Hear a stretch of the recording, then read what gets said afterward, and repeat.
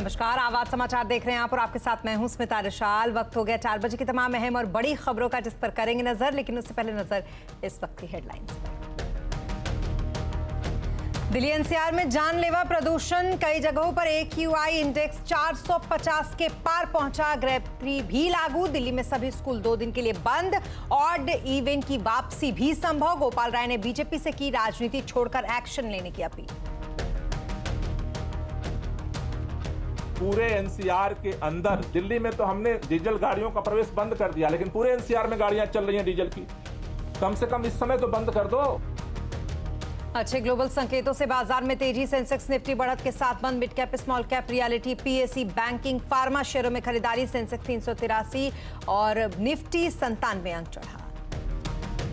Gaza city को Israeli force ने चारों तरफ से घेरा। जंग में अब तक 9000 से ज्यादा फिलिस्तीनियों की मौत। अमेरिकी विदेश मंत्री एंटनी ब्लिंकन और नेतन्याहू ने की मुलाकात। आम नागरिकों की जान बचाने पर हुई बात। दिल्ली के भारत मंडपम में भारतीय फूड पावर का प्रदर्शन। पीएम मोदी ने किया वर्ल्ड फूड इंडिया का उद्घाटन। 80 देशों के 1200 से ज्यादा मेहमान शामिल। इस बार बनेगा सबके लंबे ढोसे का रिकॉर्ड। 2000 रुपए के नोट बदली को लेकर अचानक से लग रही है RBI ऑफिसों पर लोगों की भीड़। बच्चे, बूढ़े और स्टूडेंट सभी की RBI के बाहर लंबी कतार।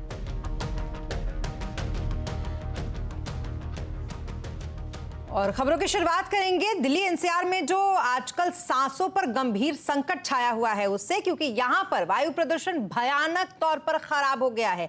यहां पर अगर AQI इंडेक्स की बात करें, यानी कि AQI की बात करें, तो दिल्ली, फरीदाबाद, गाजियाबाद इसमें नए रिकॉर्ड बनते जा रहे हैं। दिल्ली में ग्रेड 3 लागू हो चुका है, जिससे कि प्राइवेट स्कूल, डीजल गाड़ियों पर दिल्ली में एंट्री बंद कर दी गई है। ये तमाम चीजें ग्रेड 3 के अंदर किया गया है। दिल्ली के पर्यावरण मंत्री गोपाल राय ने कहा है कि अगले 15 दिन दिल्ली के लिए बेहद क्रिटिकल हैं। 10 दिन तक सभी सरकारी एजेंसियां फिलहाल अलर्ट पर है। सरकारी और निजी प्राइमरी स्कूलों को तो बंद कर दिया गया है, तो वहीं दिवाली के बाद दिल्ली में ऑड इवन लागू होने की संभावना भी जताई जा रही है। दिल्ली एनसीआर में सांसों का फिलहाल आफतकाल चल रहा है। देखिए, दिल्ली के अंदर जो मौसम जिस तरह से बदला है और टेम्परेचर डाउन जा रहा है, हवा की स्पीड जो है काफ़ी कम हो गई है। ऐसे में जो पोल्यूशन के सोर्सेज हैं, चाहे गाड़ियों का पोल्यूशन है, चाहे डस्ट का पोल्यूशन है, उसको सख्ती के साथ कैसे कंट्रोल किया जाए, इसके लिए ग्रेड 3 लागू हुआ है। उसमें जो कंस्ट्रक्शन एक्टिविटीज़ हैं उनको बंद किया गया है। जो गाड़ियों का BS3, BS4 का उनको बंद किया जा रहा है। और इन सब चीज़ों को कैसे इम्प्लीमेंट किया जाए, ये सबसे बड़ा चैलेंज है। तो जब मौसम बदलता है और यहाँ चादर छाती है, तो उसमें सबसे बड़ा कारगर उपाय यही होता है कि जो सोर्सेज है उनको कंट्रोल किया जाए। तो जो सोर्सेज गाड़ियों का पोल्यूशन है, डस्ट का पोल्यूशन है, यही पोल्यूटेड मैटर जो है बायोमास बर्निंग है। तो ग्रैप उन सोर्सेज को कंट्रोल करने के लिए जो है फोकस करता है। पंजाब की पराली पिछले दिनों जो जलती थी उससे कम हुई है, लेकिन उसे और कम करने के लिए प्रयास चल रहे हैं।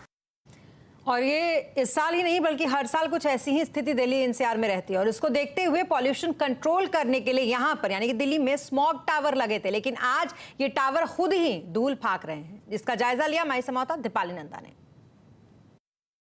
इस वक्त मैं मौजूद हूँ बाबा खड़क सिंह मार्ग, कनॉट प्लेस में, और आप मेरे पीछे देख रहे हैं ये स्मॉग टावर, जिसका उद्घाटन 2021 में दिल्ली के मुख्यमंत्री अरविंद केजरीवाल ने किया था। मकसद यही था कि जब दिल्ली की हवा जहरीली हो तब ये स्मॉग टावर की मदद से दिल्ली वालों को थोड़ी राहत दिलाई जा सके। लेकिन आप देख सकते हैं यहाँ पर ताला जड़ा हुआ है, हर जगह धूल मिट्टी है, जो पंखे हैं वो बंद पड़े हैं, और ऊपर जो स्क्रीन लगाई गई है इसका काम ये था कि इस एरिया में क्या कुछ प्रदूषण का स्तर है और ये स्मॉग टावर कितना काम कर रहा है दूषित हवा को कम करने के लिए, उसकी जानकारी स्क्रीन पर दी जानी थी। लेकिन ये स्क्रीन भी बंद पड़ी है। इस तरह के नीचे जो पंखे हैं, करीब इस पूरे स्मॉग टावर में 40 पंखे लगाए गए, वो भी बंद पड़े हैं। दिल्ली के पर्यावरण मंत्री गोपाल राय का ये कहना है कि दिल्ली पोल्यूशन कंट्रोल बोर्ड की तरफ से जो संबंधित कंपनियां थी जो स्मॉग टावर को मेंटेन कर रही थी, चला रही थी, उन्हें पेमेंट रोक दी गई, जिसके चलते ये पूरा जो स्मॉग टावर है वो नॉन फंक्शनल हो गया है। अब मैं आ गई हूँ लाजपत नगर सेंट्रल मार्केट में और आप मेरे पीछे जो स्मॉग टावर देख रहे हैं ये दिल्ली का पहला स्मॉग टावर है जिसे साल 2020 में लगाया गया था। ऑब्जेक्टिव यही था कि जो आसपास की हवा है इसको ये शुद्ध करेगा, इसलिए यहाँ पर इसका स्मॉग टावर का नाम भी शुद्ध ही रखा गया था और इसे ट्रेडर एसोसिएशन और गौतम गंभीर फाउंडेशन की तरफ से यहाँ पर लगाया गया था। लेकिन अभी की जो स्थिति है वो आपके सामने है कि जंग खाता हुआ ये स्मॉग टावर दिखाई दे रहा है। जब इसे लगाया गया था तो ये बात भी सामने रखी गई थी कि इस तरह के 50 से ज़्यादा स्मॉग टावर्स दिल्ली में लगाए जाएंगे, लेकिन संख्या तो नहीं बढ़ी और जो पहले से मौजूद स्मॉग टावर है उसकी जो स्थिति है वो आपके सामने है। अगर ये इंस्टॉल्ड जो स्मॉग टावर है फंक्शनल होता तो इसमें इतनी क्षमता थी कि आसपास 700 750 मीटर का जो एरिया है वहाँ पर प्यूरिफाई करके हवा को सप्लाई कर सकता था, लेकिन यहाँ पर भी ये धूल झांकता हुआ दिखाई दे रहा है। और सिर्फ दिल्ली का ही ऐसा हाल नहीं है बल्कि दिल्ली से सटा हुआ जो गाजियाबाद और नोएडा का इलाका है यहाँ भी AQI बहुत ही ज्यादा खराब है। लेकिन यूपी के मुख्यमंत्री योगी आदित्यनाथ ने कहा कि दिल्ली जाते समय जब वो गाजियाबाद में उतरे तो विमान से बाहर निकलते ही उनकी आंखों में जलन होने लगा। दिल्ली जब मैं लखनऊ से गया वहां धूप थी, लेकिन अगले 35 मिनट के अंदर मेरी फ्लाइट गाजियाबाद में लैंड की तो गाजियाबाद में मैंने देखा पूरा अंधेरा था। जैसे मैं उससे उतरा देखा मैंने कि बाहर आंखों में जलन हो रही थी। तो मैंने कहा ये धुंध तो नहीं है, ये केवल ये धुआं भी है, इसके साथ डस्ट पार्टिकल भी इसके साथ में है। और प्रदूषण से दिल्ली NCR की जो जनता है उसका हाल बेहाल है। लोगों का कहना है कि सरकार को जल्द से जल्द कोई सख्त कदम इसके लिए उठाना ही चाहिए। मैं ये नहीं बोल रही कि सरकार कुछ नहीं कर रही है। हम रोज न्यूज़ पढ़ते हैं, मैं रोज न्यूज़ पढ़ती हूँ, मुझे पता है वो लोग बहुत सारे तरीकों से बहुत सारे मेजर्स ले रहे हैं इसके लिए, बट थोड़ी और ज़रूरत है। प्रदूषण बच्चों के लिए जो खतरनाक ही है, आज से ज्यादा प्रदूषण हो गया। बच्चों को प्रॉब्लम हो रही है, बच्चों को ही नहीं सबको प्रॉब्लम हो रही है, तो कुछ टाइम के लिए जब तक भी होगा we also prefer online classes. तो मेरे ख्याल से सरकार और साथ में कॉमन हम लोगों को भी उसमें कंट्रीब्यूट करना पड़ेगा। सब कुछ सरकार के ऊपर नहीं डाल सकते, दोनों को मिलकर हमें इकट्ठा काम करना पड़ेगा उसके। और अब बात करेंगे बाजार की, जहां आज भी अच्छे ग्लोबल संकेतों से बाजार दूसरे दिन इसमें तेजी रही। इसी के साथ सेंसेक्स 283 अंक चढ़कर 64,364 पर बंद हुआ, तो वही निफ्टी 97 अंक चढ़कर 19,231 पर बंद हुआ। आज सबसे ज्यादा खरीदारी रियलिटी, PSE, बैंकिंग, फार्मा शेयरों में रही। IT, FMCG, ऑटो इंडेक्स बढ़त पर बंद हुए। मार्केट का पूरा एक्शन समझने के लिए चलते हैं यतिन के पास। यतिन, आज तो अच्छे मूड में फिर से बाजार दिखा, सेक्टर्स और शेयर में कैसा एक्शन रहा आज?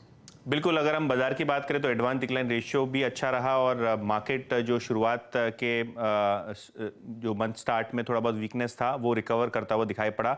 हफ्ते में 1% का गेन और आज भी निफ्टी में 100% की अपटिक देखने को मिली। गेनर लूजर्स की बात करें तो अपोलो हॉस्पिटल आज का निफ्टी का टॉप गेनर बना, क्योंकि मॉर्गन स्टैनली ने यहाँ खरीदारी की सलाह दी 6100 रुपए के टारगेट के साथ, तो ये स्टॉक लगभग 5.5% की तेजी के साथ बंद हुआ। इसके अलावा अगर हम बात करें अदानी पोर्ट्स की तो ये काउंटर में 3% का उछाल।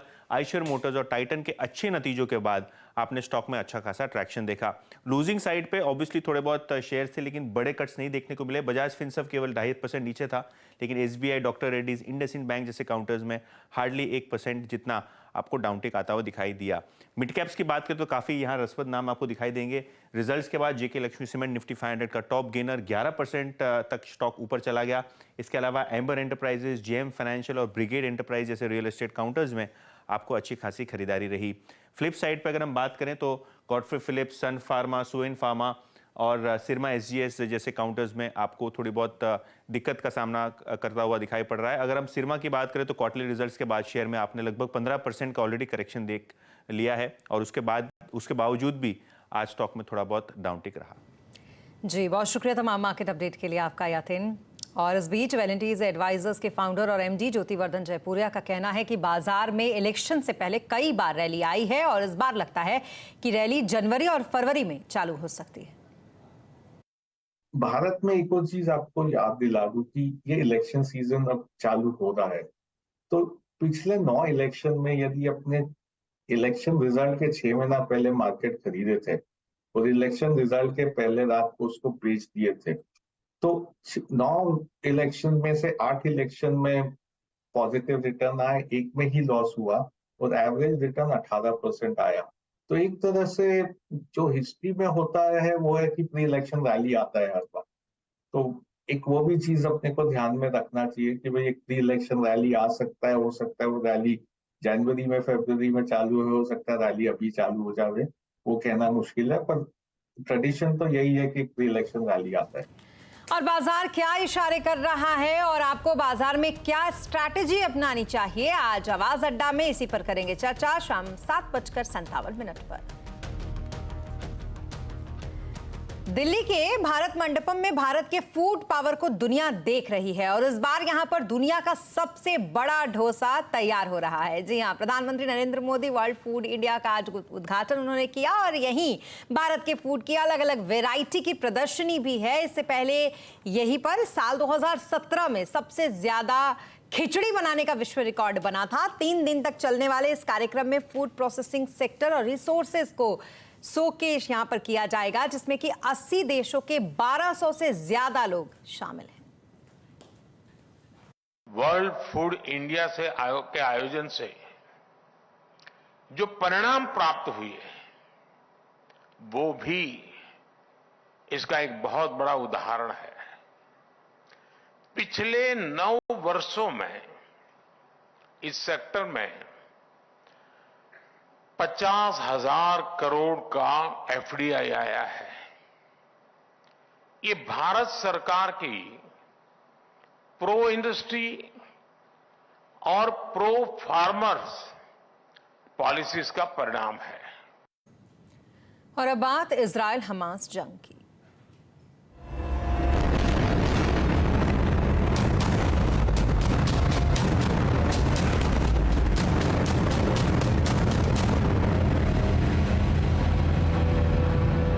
इजराइल हमास युद्ध को 28 दिन बीत चुके हैं और अब तक इस युद्ध में 9,000 से ज्यादा लोगों की मौत हो चुकी है। यूएन और अमेरिका समेत कई देश शांति की अपील के बाद भी यहां पर लड़ाई रुकने की बजाय और तेज होती जा रही है। एक तरफ अमेरिका ने इजराइल का खुले तौर पर समर्थन किया है। जंग के बीच अमेरिकी विदेश मंत्री एंटनी ब्लिंकन दूसरी बार इजराइल के दौरे पर हैं और यहां पर वो नेतन्याहू से मिले।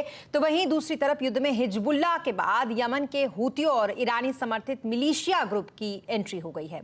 इस बीच आज हिजबुल्लाह चीफ का संबोधन होना है, जिस पर इजराइल समेत अमेरिका की नजरें टिकी हुई हैं।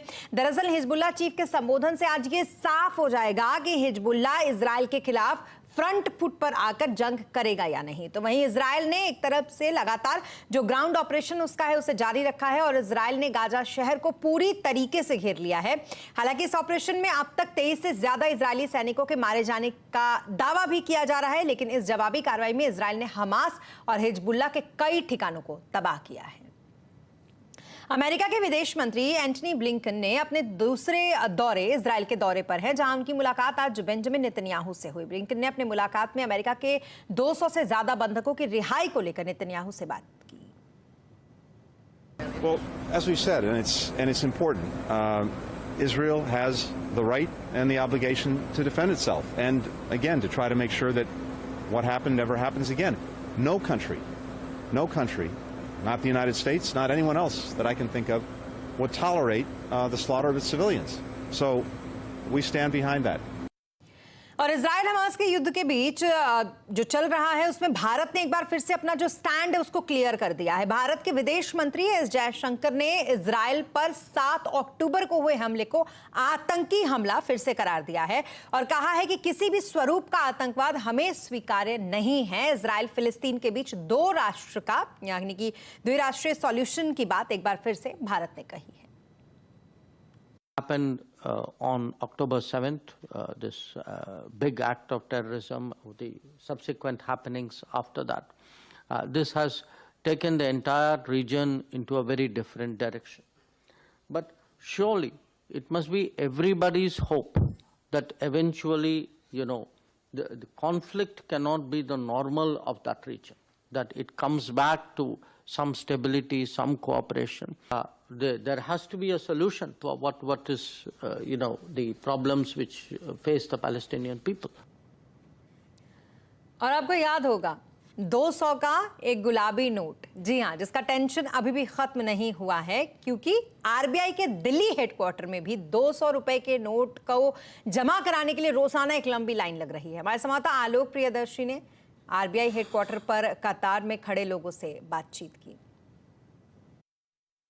अपने बैंक खातों में सीधे 2000 रुपए के नोट डिपॉजिट करने की आखिरी तारीख 7 अक्टूबर कब की खत्म हो चुकी है, लेकिन आरबीआई की तरफ से जो एक फैसिलिटी दी गई है कि आप सीधे आरबीआई के ऑफिस में भी आकर 2000 रुपए के नोट जमा करा सकते हैं, उसी के तहत आप देख सकते हैं दिल्ली के जो आरबीआई मुख्यालय है यहाँ पर हम हैं और यहाँ पर लाइनें लगी हैं। लोग जो 2000 रुपए के नोट हैं उसको डिपॉजिट करने के लिए अपने सीधे खातों में यहाँ पे आ रहे हैं।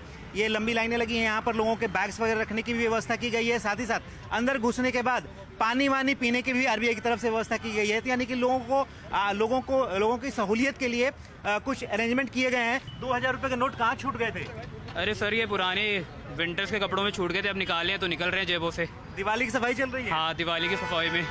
आप बताएंगे जरा, क्या आपके नोट कहाँ रह गए थे? मेरे वेडिंग के नोट थे कुछ, उसमें एक नोट 2 नोट रह गए थे। क्या क्या देना पड़ रहा है अभी डिपॉजिट करने के लिए? मुझे आधार कार्ड की कॉपी देनी पड़ रही है, सॉफ्ट कॉपी और हार्ड कॉपी दोनों लग रही है, बस आईडी प्रूफ सारा। आपके नोट कहाँ मिले अभी? ये पूजा की जगह हम खाली कर रहे थे लास्ट ईयर की, वहाँ से निकले। कि मेरी दादी हैं जो बूढ़ी हैं और वो मतलब इसको छुपा के रखी थी, तो जब मैं बिहार गया तो पता चला कि उनके पास जब मैंने देखा तो उसकी में मिला, ये छुपा के रखी थी, उन्हें आइडिया नहीं था। हाँ, वो कम पढ़ी लिखी हैं, तो ये लेके आया आप? जी हाँ, तो 2000 के नोटों ने एक बार फिर से टेंशन बढ़ा दी है। यहाँ रुकेंगे छोटे से ब्रेक के लिए, ब्रेक के बाद जल्द होंगे हाजिर, आप बने रहे हमारे साथ। आपका स्वागत है। 5 राज्यों की विधानसभा चुनाव को देखते हुए गृह मंत्री अमित शाह का धुआंधार चुनावी दौरा जारी है। आज इसी के तहत अमित शाह छत्तीसगढ़ पहुंचे, जहां उन्होंने छत्तीसगढ़ विधानसभा चुनाव के लिए संकल्प पत्र जारी किया। बीजेपी के इस संकल्प पत्र में किसानों, युवाओं और महिलाओं पर फोकस विशेष तौर पर रखा गया है। साथ ही छत्तीसगढ़ को मजबूत प्रशासन देने का वादा भी बीजेपी के शपथ पत्र में किया गया है। वहीं इस दौरान अमित शाह ने एक जनसभा को संबोधित किया, जहां उन्होंने राज्य की भूपेश बघेल सरकार पर जमकर निशाना साधा और भूपेश बघेल को कांग्रेस का प्रीपेड सीएम बताया।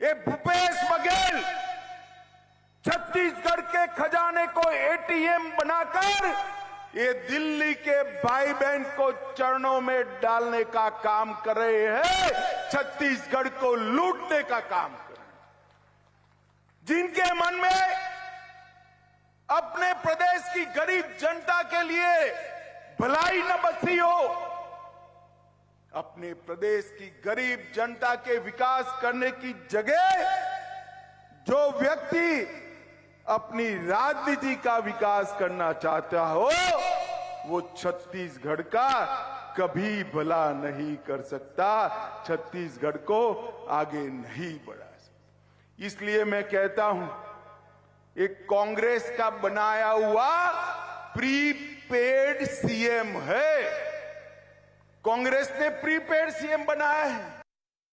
और अब बात क्रिकेट वर्ल्ड कप की।